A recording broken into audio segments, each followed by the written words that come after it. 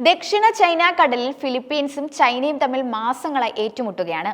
ഇതിനിടെയാണ് തന്റെ സഖ്യകക്ഷിയായ ഫിലിപ്പീൻസിനെ ചൈനയ്ക്കെതിരെ പടയൊരുക്കാൻ $5.58 ബില്യൺ സായുധ പിന്തുണയുമായി അമേരിക്ക എത്തിയിരിക്കുന്നത്.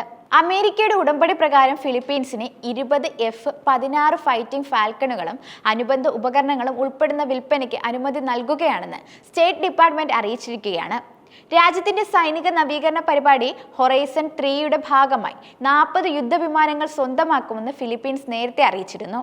തായ്വാനിലെ ചൈനീസ് അധിനിവേശത്തിന് തയ്യാറെടുക്കാൻ ഫിലിപ്പീൻസ് സൈനിക മേധാവിയുടെ ആഹ്വാനങ്ങൾക്കിടയിലാണ് ഈ ഒരു വിൽപ്പന. പാക്കേജിൽ വിവിധ ആന്തരിക സംവിധാനങ്ങൾ, 22 AESA റഡാറുകൾ, 24 എഞ്ചിനുകൾ എന്നിവ ഉൾപ്പെടുന്നുണ്ട്. 60 MK 82 500 IB ജനറൽ പർപ്പസ് ബോംബുകൾ, 60 MK 84 2000 IB ജനറൽ പർപ്പസ് ബോംബുകൾ, 36 guided bomb unit small diameter bombs increment എന്നിവയുൾപ്പെടെ മാരകമായ ഒരു കൂട്ടം യുദ്ധോപകരണങ്ങളും ഇതിൽ ഉൾപ്പെടുന്നുണ്ട്. ഫിലിപ്പീൻസ് വ്യോമസേന വാഗ്ദാനം ചെയ്തിരിക്കുന്ന 2 യുദ്ധവിമാനങ്ങൾ Lockheed Martin F-16 block, Saab Gripen E എന്നിവ പരിശോധിച്ചു വരികയാണ്. തെക്ക് കിഴക്കൻ ഏഷ്യയിലെ രാഷ്ട്രീയ സ്ഥിരത, സമാധാനം, സാമ്പത്തിക പുരോഗതി എന്നിവയ്ക്കൊരു പ്രധാന ശക്തിയായി തുടരുന്ന ഫിലിപ്പീൻസിന്റെ സുരക്ഷ മെച്ചപ്പെടുത്തുന്നതിന് ഈ വിൽപ്പന സഹായിക്കുമെന്നാണ് സ്റ്റേറ്റ് ഡിപ്പാർട്ട്മെന്റ് പ്രസ്താവനയിൽ പറയുന്നത്. ഫിലിപ്പീൻസിൽ നിന്ന് ഒപ്പിട്ട ഓഫർ ആൻഡ് അക്സെപ്റ്റൻസ് ലെറ്റർ ലഭിച്ചതിനു ശേഷം മാത്രമേ കരാർ അന്തിമമാകൂ എന്ന് സ്റ്റേറ്റ് ഡിപ്പാർട്ട്മെന്റ് വക്താവും പറയുന്നുണ്ട്. എന്നാൽ അത്തരമൊരു തീരുമാനത്തെക്കുറിച്ച് തനിക്ക് ഔദ്യോഗിക അറിയിപ്പ് ലഭിച്ചിട്ടില്ല എന്നാണ് ഫിലിപ്പീൻസ് പ്രതിരോധ വകുപ്പ് വക്താവ് ആർസേനിയോ ആന്റലോഗ് അസോസിയേറ്റഡ് ഫ്രാൻസ് പ്രസിനോട് പറഞ്ഞിരിക്കുന്നത്. എന്നാൽ 2016 കാലാവധി അവസാനിച്ച മുൻ പ്രസിഡന്റ് ബെനീഗോ അഗ്വിലേനയുടെ ഭരണകാലം മുതൽ F-16 വിമാനങ്ങൾ സ്വന്തമാക്കുന്നതിന് ഫിലിപ്പീൻസ് പരസ്യമായി താൽപര്യം പ്രകടിപ്പിച്ചിട്ടുണ്ട്. 2022 പ്രസിഡന്റ് ഫെർഡിനാൻഡ് മാർക്കോസ് അധികാരമേറ്റതിനു ശേഷം ഫിലിപ്പീൻസും അമേരിക്കയും തങ്ങളുടെ പ്രതിരോധ സഹകരണം കൂടുതൽ ശക്തമാക്കിയിരുന്നു. തങ്ങളുടെ സമുദ്ര താൽപര്യങ്ങൾ സുരക്ഷിതമാക്കുന്നതിനായി America mid range Typhon missile സംവിധാനം സ്വന്തമാക്കാൻ പദ്ധതി ഇട്ടിട്ടുണ്ടെന്ന് കാണിച്ച് ഫിലിപ്പീൻസ് ചൈനയെ പ്രകോപിപ്പിക്കുകയുണ്ടായി. അത്തരമൊരു വാങ്ങൽ ഒരു പ്രാദേശിക ആയുധ മത്സരത്തിന് കാരണമാകുമെന്ന് ചൈന മുന്നറിയിപ്പ് നൽകി. ചൈനയെ നേരിടാൻ സൈനിക ശ്രമങ്ങൾ ഏഷ്യയിലേക്ക് തിരിച്ചുവിടാനാണ് പ്രസിഡന്റ് ഡൊണാൾഡ് ട്രംപിന്റെ ഭരണകൂടം ശ്രമിക്കുന്നത്. പ്രത്യേകിച്ച് തായ്വാനുമായി ബന്ധപ്പെട്ട സംഘർഷങ്ങൾ ഉയരുന്ന സാഹചര്യത്തിൽ.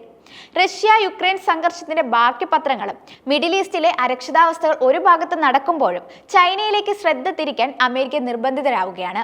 ചൈനീസ് കപ്പലുകളും യുദ്ധവിമാനങ്ങളും തായ്വാനെ ഉപരോധിച്ചപ്പോൾ ദ്വീപ് ആക്രമിക്കപ്പെട്ടാൽ ഫിലിപ്പീൻസും അതിൽ ഇടപെടുമെന്ന് സൈനിക മേധാവി ജനറൽ റോമിയോ ബ്രൗൺ പറയുന്നുണ്ട്. അമേരിക്കയും ഫിലിപ്പീൻസും സംയുക്ത സൈനികാഭ്യാസത്തിന്റെ ഭൂരിഭാഗവും തായ്വാനിനടുത്തുള്ള ഫിലിപ്പീൻസിന്റെ ഭാഗമായി വടക്കൻ ലൂസോണിൽ നടത്തുമെന്നും അദ്ദേഹം പറഞ്ഞിട്ടുണ്ട്. ആക്രമണ സാധ്യത കൽപ്പിക്കുന്ന മേഖലകളാണിവ. ഫിലിപ്പീൻസിന്റെ സന്ദർശന വേളയിൽ ഇൻഡോ പസഫിക് മേഖലയിൽ പ്രതിരോധം പുനഃസ്ഥാപിക്കുമെന്ന് പ്രതിരോധ സെക്രട്ടറിയും പറയുന്നുണ്ട്. യൂറോപ്പിലെ സഖ്യകക്ഷികൾ അമേരിക്കയിൽ നിന്ന് ഫ്രീ ലോഡ് ചെയ്യുന്നതിനെക്കുറിച്ച് ട്രംപ് ഭരണകൂടം പതിവായി സംസാരിക്കുമെന്നതിന് വിരുദ്ധമായി ഫിലിപ്പീൻസിനുള്ള അമേരിക്കയുടെ പ്രതിരോധ പ്രതിബദ്ധത സ്റ്റേറ്റ് സെക്രട്ടറി മാർക്കോ റൂബിയോ ആവർത്തിച്ചിട്ടുണ്ട്. ഏറെക്കാലം മുൻപ് രാജ്യം ദക്ഷിണ കൊറിയയിൽ നിന്ന് 12 മൾട്ടിപർപ്പസ് ഫൈറ്റർ ജെറ്റുകൾ വാങ്ങിയിരുന്നു. ഇതിൽ ഒരു FA-50PH കഴിഞ്ഞ മാസം ഒരു അപകടത്തിൽ നഷ്ടപ്പെട്ടിരുന്നു. ഫിലിപ്പീൻസ് ഉൾപ്പെടെയുള്ള മിക്ക രാജ്യങ്ങളും തായ്വാനെ ഒരു സ്വതന്ത്ര രാജ്യമായി അംഗീകരിക്കുന്നില്ല. എന്നിരുന്നാലും ഫിലിപ്പീൻസും തായ്വാനും തമ്മിൽ വേർതിരിക്കുന്നത് ദക്ഷിണ ചൈന കടലിനെയും ഫിലിപ്പീൻ കടലിനെയും ബന്ധിപ്പിക്കുന്ന ആഴത്തിലുള്ള ഒരു ചാനലായ ലൂസോൺ കടലിടുക്ക് മാത്രമാണ്. ഈ കടലിടുക്കിന്റെ ഭാഗമായ ബാഷി ചാനൽ ഫിലിപ്പീൻസിലെ ബാറ്റാനസ് ദ്വീപുകൾക്കും തായ്വാനും ഇടയിലൂടെ കടന്നുപോകുന്നതാണ്. ഇത് പടിഞ്ഞാറൻ പസഫിക്കിനും ദക്ഷിണ ചൈന കടലിനും ഇടയിൽ സഞ്ചരിക്കുന്ന കപ്പലുകൾക്ക് ഒരു നിർണായക പോയിന്റാണ്. ഒരു അധിനിവേശം ഉണ്ടായാൽ ചൈന ഈ ചാനൽ ഉപയോഗിക്കാൻ സാധ്യതയുണ്ട്. ബാറ്റാനസ് മേഖല തന്ത്രപ്രധാനമായ ലൂസോൺ കടലിടുക്കിലെ അറ്റാളുകളുടെയും ദ്വീപുകളുടെയും ഒരു കൂട്ടമാണ്. ഇതൊരു സമുദ്രപാതയും കടലിനടിയിലെ ഫൈബർ ഒപ്റ്റിക് കേബിളുകൾക്കുള്ള ഒരു സുപ്രധാന ചാനലുമാണ്. തായ്വാനെ ഭയപ്പെടുത്തുന്നതിനായി വലിയ തോതിലുള്ള അഭ്യാസങ്ങൾ നടത്തുമ്പോൾ ചൈനീസ് നാവികസേനയ്ക്ക് ഇതൊരു വഴിത്തിരിവാണ്. ചൈനയും തായ്വാനും തമ്മിൽ തുറന്ന ശത്രുതയുണ്ടായാൽ വലിയ നാവികസേനകൾ ലൂസോൺ കടലിടുക്കിലും പരിസരത്തും സഞ്ചരിക്കാനോ യുദ്ധപ്രവർത്തനങ്ങൾ നടത്താനോ ശ്രമിക്കും. ഫിലിപ്പീൻസ് തായ്വാനെ ആക്രമിക്കാൻ തീരുമാനിച്ചാൽ ചൈനയുമായി സംഘർഷത്തിലേക്ക് വലിച്ചിഴക്കപ്പെടുമെന്ന ആശങ്കയ്ക്ക് ഈ ഭൂമിശാസ്ത്രപരമായ സാമീപ്യവും കാരണമായിട്ടുണ്ട്. തായ്വാൻ ചൈനയുടെ അധിനിവേശം ഉയർത്തുന്ന ഭീഷണിയെക്കുറിച്ച് രാജ്യത്തെ ഒരു ഉന്നത ഉദ്യോഗസ്ഥൻ തുറന്ന് സമ്മതിക്കുന്നുമുണ്ട്. എന്നാൽ സൈന്യം സമീപകാലത്തെടുത്ത ചില തീരുമാനങ്ങൾ സൂചിപ്പിക്കുന്നത് അവർ വടക്കൻ മേഖലയിൽ തങ്ങളുടെ പ്രതിരോധം ശക്തിപ്പെടുത്താൻ നിശബ്ദമായി പ്രവർത്തിക്കുന്നുണ്ട് എന്നാണ്. ഉദാഹരണത്തിന് കഴിഞ്ഞ വർഷം തായ്വാനെ അഭിമുഖീകരിക്കുന്ന ലൂസോൺ ദ്വീപുകളിൽ അമേരിക്കൻ സൈന്യം അമേരിക്കൻ ടൈഫോൺ മിഡ് റേഞ്ച് ശേഷി മിസൈൽ സംവിധാനം വിന്യസിച്ചിരുന്നു.